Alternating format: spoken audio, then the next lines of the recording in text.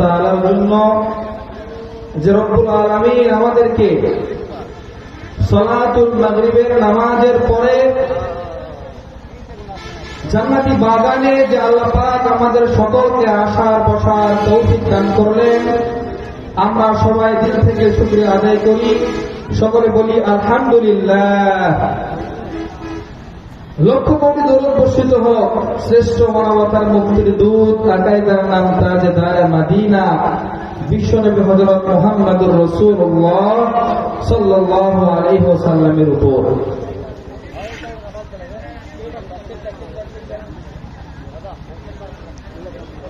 আলহামদুলিল্লাহ, আমরা এই মজমায় অনেকেই ঘোরাফেরা করতেছি।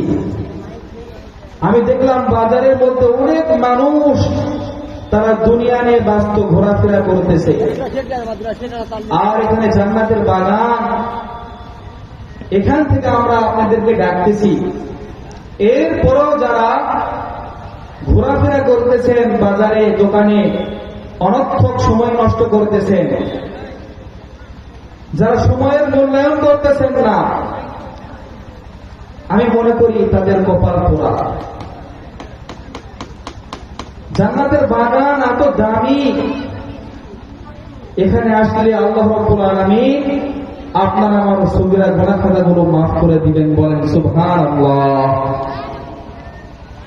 এজন্য আমি সবাইকে বলবো, আমরা ইনশাআল্লাহ মাহফিলের প্যান্ডেল চলে আসি।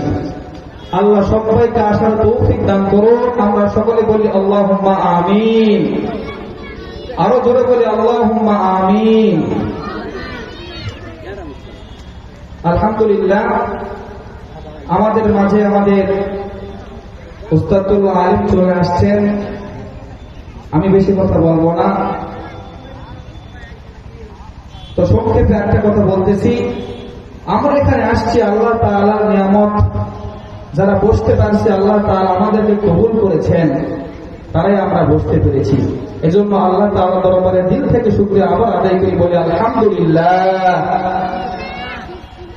আল্লাহ রাব্বুল আলামিন বলেন, লাইন শাকারতুম লাযীদান্নাকুম